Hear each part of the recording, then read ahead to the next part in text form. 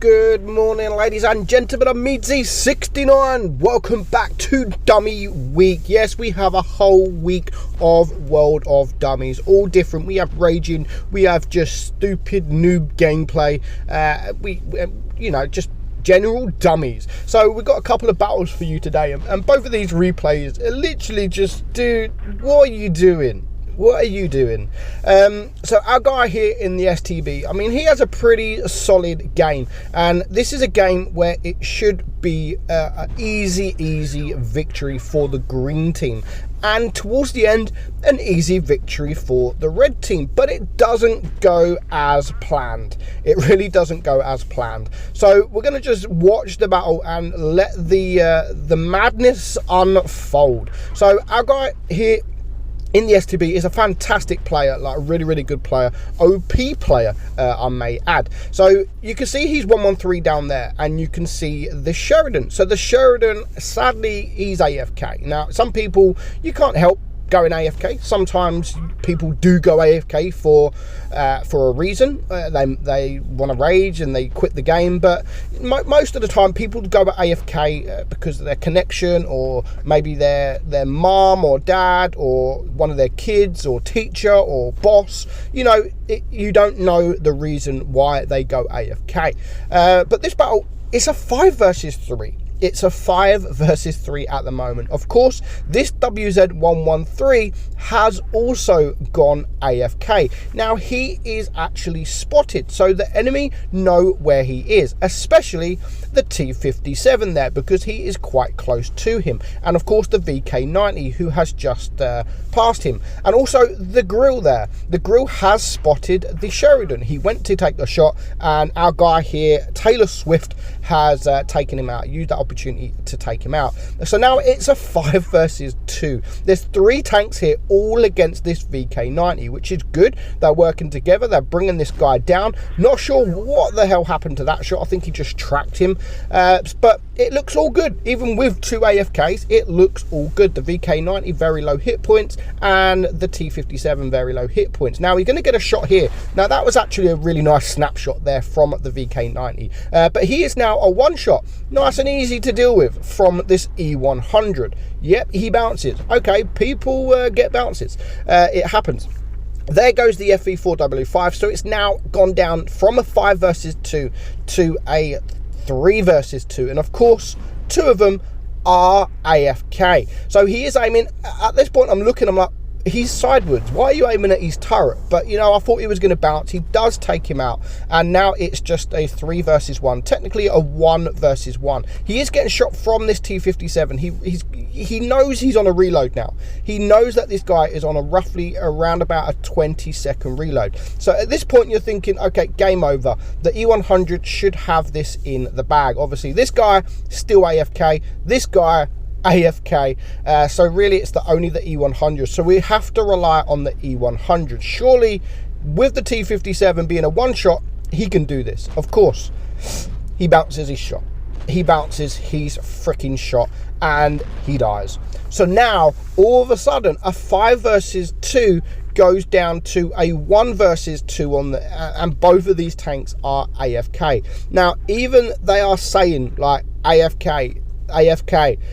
It takes the T57 so long to get to these tanks. I mean, look at it. It's been about 20 seconds at the moment. You would think both of these guys were spotted. Both of these guys have been spotted. You'd think that the T57, he's literally 10 seconds away if you go through the water. 10 seconds. Instead, he decides to go the long way round, wasting valuable time, like a lot of time. And now with a minute left on the clock, the T57 still has not been spotted. Can both of these AFK players actually get something from this game? There's a minute left now on the clock. Surely the T57 has got to do this. Surely 2 AFK players against 1 tank, it's easy, right? Now, but the time is still running down, and here is the T57. Now you can see there the T57 was on his way to the spawn, but he just spots the 113. He stops, and now he carries on going forward, and you would expect that he will come straight here. No, he doesn't. He's actually rocking backwards and forwards, trying to not get spotted. When there's 25 seconds left on the clock, I mean, I have no freaking idea what this guy is doing. Like, the Sheridan was spotted earlier. This is where you have to pay attention to the minimap.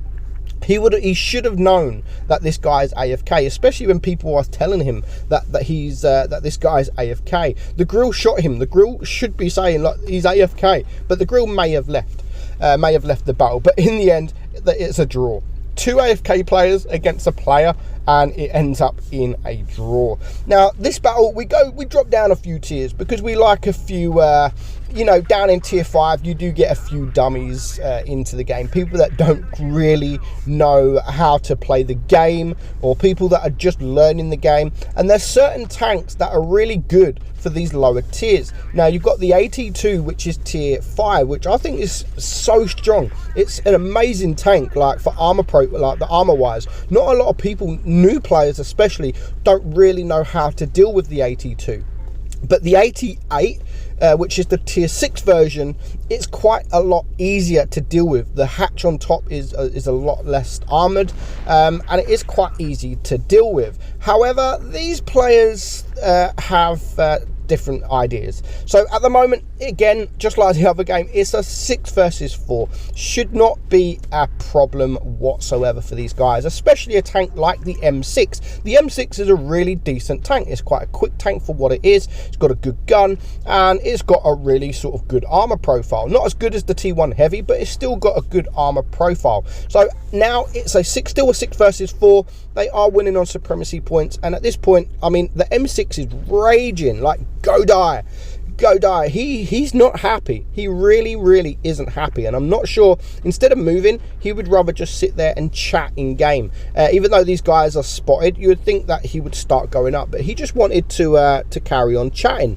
So he's now pushing forward. Finally, he's pushing forward. It's a 5 versus 3. He comes out sideways because why not? You show your weakest point of your weakest part of your armor, because that's what you do. That's the best way to play. Not he could just turn. He could just turn like he's doing here, and as he turns, you can see he gets a bounce. So he is going to, or the Panzer 4G is going to get taken out very quickly. There goes the KV1. The KV1 couldn't even deal with the AT, but it dealt half the hit points. He lost half the hit points. So now it's a 4 versus 2. It should not be a problem at all. Now, this AT2 does have sort of a good rate of fire, but again, this M6 coming out sideways, showing his best part of the armor, and now he's just pushing forward. So he does get the bounce, but he's just literally going towards this guy. He should be able to deal with this guy. If he shoots that hatch, even if he shoots gold, it should not be a problem. But of course, the 88 is just dealing with him, and of course the VK comes. Why is the VK standing at the freaking side of him? Why? What is he doing? I just got no freaking idea what's happening. Like, you're a light tank, the 88 is face hugging another tank, and you decide to sit next to the other tank to try and go for the strongest bit of the armor instead of going behind him, where it would be game over. And before you know it, it's a 2 versus 2. I don't know why this Matilda isn't dead yet. He takes out the Skoda to bring it now down to a 1 versus 2. But the VK does eventually take out the Skoda, and before you know it, it is now a 1 versus 1. Now, the 88 is one of the slowest tanks in the game. At this point, if you don't think you can deal with him, run away. Go cap some bases. You've already got base A, which is the closest to this 88. This guy can head over to base B, get B, and then go and get C if he really wanted to. If you're low hit points like this against a heavily armored tank like the 88, don't try and fight it, especially if you are already winning on supremacy points.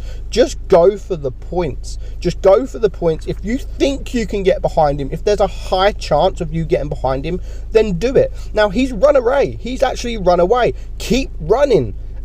Just keep running. What, you don't need to go back. You're on nearly 600 supremacy points. What are you doing? Bruh, you're dog shit. Yeah. I totally agree. So I have no idea what these guys were thinking. No one could deal with this 88 at all, and they're going to end up paying the price, because even now, look, even if you just sit behind a rock, it will be game over. It will be literally game over. There will be nothing that 88 can do. Just sit behind the rock and do absolutely nothing. You can see the M6 there is raging. Fuck your mother. Well, you weren't good either.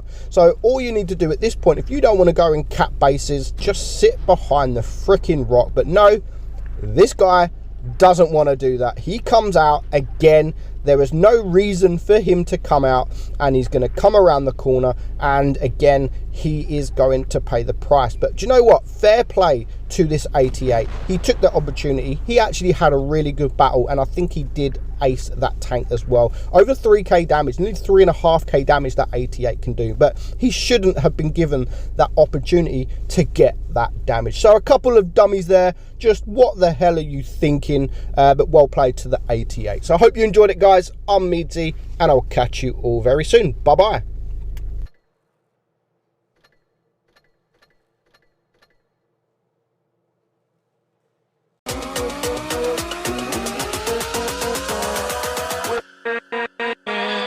With